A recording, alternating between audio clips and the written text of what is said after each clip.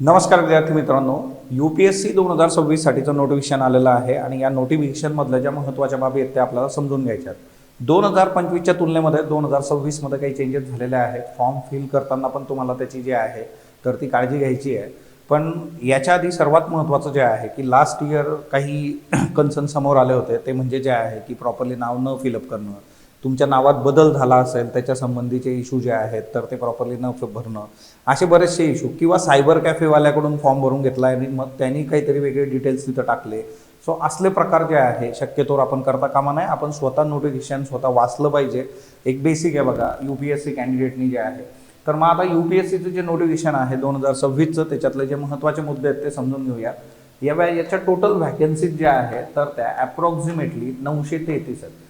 याचा एकदम सिंपल गणित आहे की याच्यामध्ये उद्या चेंजेस होऊ शकतात। अप्रॉक्स 933 जे आहे तर त्या वॅकन्सीज आहेत। त्याचबरोबर जे आहे बघा, आता इथं युनिव्हर्सल रजिस्ट्रेशन नंबर असणार आहे URN, या वर्षापासून हे असणार आहे बघा। लास्ट इयरची जी सिस्टीम होती ती आता स्क्रॅप झालेली आहे। आता इथून पुढं युनिव्हर्सल रजिस्ट्रेशन नंबर असेल आणि तुम्हाला जे आहे एक फोटो ID तुमचा जो आहे तो द्यायचा आहे। त्याच्यामध्ये आधार कार्ड असू शकतं, वोटर कार्ड असू शकतं, पॅन कार्ड असू शकतं, पासपोर्ट असू शकतो, ड्रायव्हिंग लायसन्स असू शकतं, किंवा गव्हर्नमेंट स्टेट असू दे सेंट्रल गव्हर्नमेंट, या दोघांनी कुठली पण जे आहे इश्यू केलेले जे काही ID कार्ड्स आहेत, फोटो ID, तर ते याच्यामध्ये जे आहे तर ते ॲक्सेप्टेबल आहे। तुम्ही याच्यातला कुठलाही एक फोटो ID कार्ड जे आहे ते घेऊन त्याच्याबरोबर जे आहे युनिव्हर्सल रजिस्ट्रेशन नंबर जो आहे तो डील करायचा, म्हणजे हा तुमचा कायमस्वरूपीचा नंबर असणार आहे इथून पुढे जे आहे ते। आणि ज्या फोटो IDला घेऊन तुम्ही या सगळ्या गोष्टी करतायत तोच फोटो ID तुमच्याकडे पाहिजे at the time of examination. म्हणजे तुम्ही प्रिलिम्सला जा, मेन्सला जा, तर त्या केसमध्ये हे महत्त्वाचं आहे की सगळे फ्युचर रेफरन्स जे राहतील त्या फोटो ID वरून डील होतील बघा। त्याच्यानंतर लाईव्ह फोटो कॅप्चर असं याच्यामध्ये जे आहे ते फीचर आलेलं। लास्ट इयर बघा आपल्याला होतं की आपण फोटो काढायचा आहे, त्याच्यासाठीचा एक पिरियड दिला होता, ती डेट तिच्यावर पाहिजे वगैरे वगैरे। आता ह्या वेळेस काय आहे, लाईव्ह फोटो कॅप्चर तुम्हाला एक सिंपल जे आहे हे दिलेलं आहे। फॉर्म भरताना कॅन्डिडेट जे आहे त्याचा फोटो काढून तो तिथं जे आहे तर तो येणार। सो इथं जे आहे लाईव्ह फोटो कॅप्चर जे आहे तर ते असेल बघा। सो तुम्हाला जे आहे तुमचे लाईव्ह फोटो जे आहेत तर ते तिथं अपलोड करायचे आहेत, त्याच्या संबंधीचे जे आहे इन्स्ट्रक्शन्स प्रॉपरली फॉर्म फिलअप करताना येत राहतील। त्यानंतर दुसरा महत्त्वाचा मुद्दा आहे की सिग्नेचरच्या बाबतीमध्ये, याच्या आधी आपण एक सिग्नेचर जे आहे एक सिंगल सिग्नेचर अपलोड करायचो, आता तसं नाही आहे। याच्यामध्ये तुम्हाला 3 वेळा सिग्नेचर करायची आहे, 1, 2, 3 जे आहे ना, what ever may be the signature, मग ही 3 वेळा जे आहे ते आपल्याला करायची आहे। वन बिलो अनदर अशा पद्धतीने 3 सिग्नेचर करा। आणि त्या पण करताना जे आहे व्हाईट पेपरवर ब्लॅक पेननी जे आहे तुम्हाला हे करायचं आहे आणि ते तिथं अपलोड होईल बघा। सो सिग्नेचरच्या बाबतीमध्ये हा एक चेंज आहे।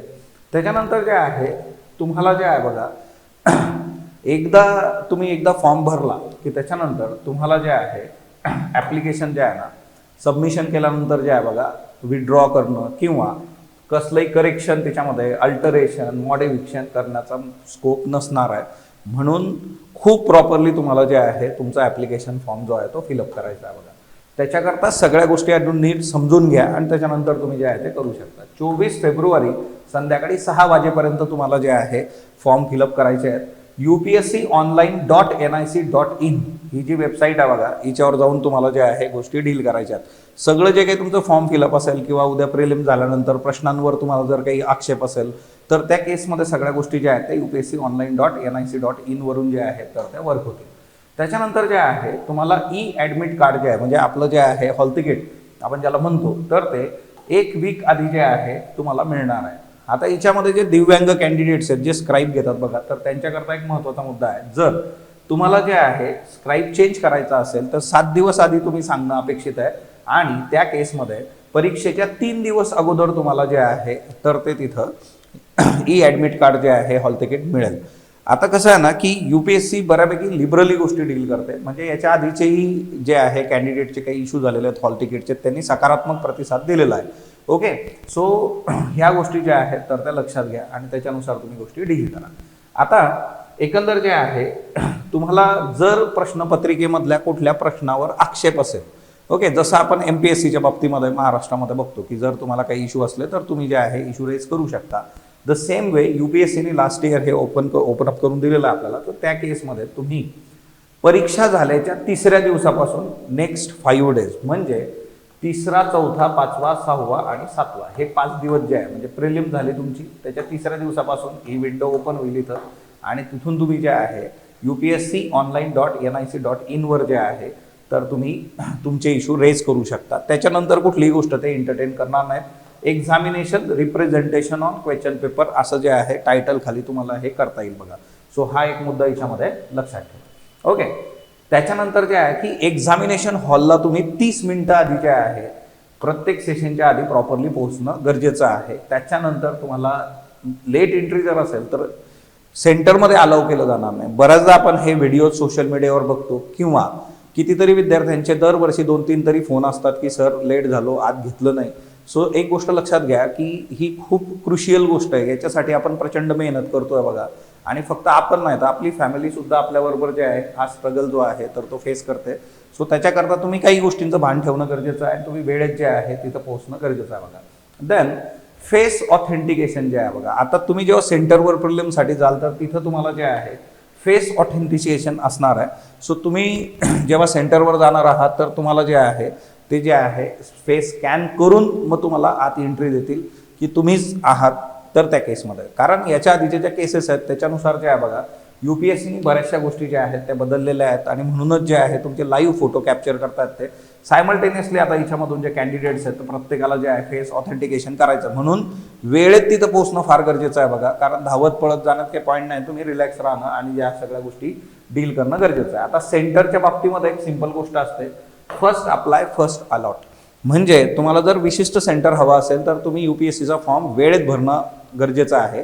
जर तुम्ही त्याच्यामध्ये जे आहे उशीर केला तर मग तुम्हाला हवं असणारं सेंटर जर फुलफिल झालं असेल तर ते तुम्हाला मिळणार नाही. पण याच्यामध्ये एक गोष्ट त्यांनी खूप चांगली केलेली आहे ती म्हणजे काय की जे काही फिजिकली चॅलेंज स्टुडंट आहेत बघा तर त्यांच्यासाठी जे आहे ते प्रेफर करणार आहेत.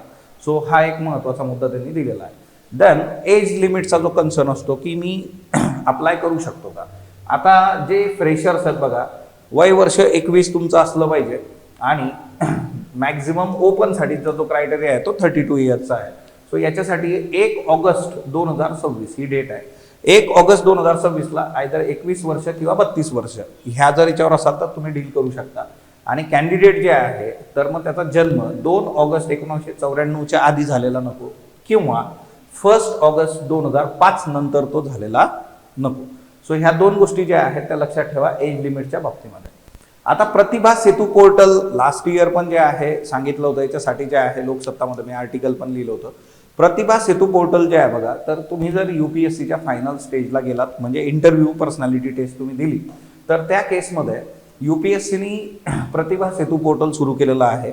तुम्ही ॲप्लिकेशनमध्ये जे आहे स्वतः त्याच्यासाठी सहमती दिली तर तुमचा जो डेटा आहे बायोडेटा तर तो तिथं अपलोड होतो की तुम्ही UPSCच्या फायनल स्टेजला आला होता. आणि नंतर तुम्हाला जे आहे प्रायव्हेट कंपनी असतील बघा त्याच्यानंतर जे आहेत पब्लिक सेक्टर अंडरटेकिंग असेल किंवा स्टॅट्युटरी ऑटोनॉमस ऑर्गनायझेशन असतील गव्हर्नमेंटच्या तर त्या तुम्हाला जे आहे बोलवू शकतात इंटरव्ह्यूसाठी, जॉब ऑफर करू शकतात. आणि प्रतिभा सेतू पोर्टलमधून बऱ्याचशा कॅन्डिडेटच्या ज्या आहेत त्या अपॉइंटमेंट झालेल्या आहेत. सो प्रतिभा सेतू पोर्टल जे आहे एक खूप चांगली गोष्ट आहे की ही महाराष्ट्रामध्ये सुद्धा लागू व्हावी असा पण एक कन्सर्न आहे बघा. सो बेसिकली जे आहे याच्यासाठी पण तुम्ही अप्लाय करणं अपेक्षित आहे सो दॅट तुम्हाला जे आहे मदत होते. आता ह्या सगळ्या प्रोसेसमध्ये एक दुसरा मुद्दा याच्यामध्ये आहे की जी लोक ऑलरेडी सर्व्हिसेसमध्ये आहे मग त्यांना IAS मिळालेलं आहे, IFS मिळालेलं आहे तर मग त्या केसमध्ये कंडिशन्स टाकलेल्या आहेत बघा की जर तुमची फक्त निवड झाली आहे तुम्ही पुढची परीक्षा देऊ शकता पण तुम्हाला पोस्टिंग जी आहे ती लास्ट याच्यातूनच मिळेल म्हणजे 2025. किंवा तुम्ही IPS आहात इंडियन पोलीस सर्व्हिसमध्ये तर तुम्हाला याच्यातून 2026 मधून मग इंडियन पोलीस सर्व्हिससाठी जर 25 मधून सिलेक्शन आहे तर मग इकडून ते मिळणार नाही वगैरे वगैरे. जो सर्व्हिसेसमध्ये असणाऱ्या कॅन्डिडेट्सनी ते क्लॉजेस जरा बघणं अपेक्षित आहे बघा. 3 वेगवेगळ्या गोष्टी तिच्यामध्ये आहेत. बाकी मग जर तुमचा काही इश्यू असेल डॉक्युमेंट रिलेटेड कुठलाही तर तुम्हाला हेल्प डेस्क आहे बघा 011-240-41001 किंवा ईमेल ID आहे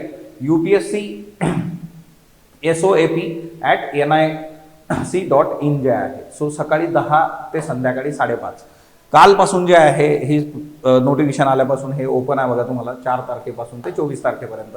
कारण 24 तारीख आपली फॉर्म फिलअपची लास्ट डेट आहे. तुमचं फी पेमेंटचे इश्यू असतील, डॉक्युमेंट अपलोडचा काही इश्यू असेल, कुठलाही काही इश्यू असला तर तुम्ही जे आहे हेल्प डेस्कला प्रॉपरली कॉन्टॅक्ट करणं, मेल करणं. सर्व विद्यार्थ्यांनी एक गोष्ट लक्षात ठेवा की मी भरपूर फोन केले, माझं बोलणं झालं होतं. एक गोष्ट सिंपल आहे की तुम्ही एक प्रॉपर जे आहे मेल त्यांना करणं अपेक्षित आहे, सो दॅट जे आहे प्रॉब्लेम्स आपल्याला येणार नाहीत. सो ही एक गोष्ट लक्षात ठेवा.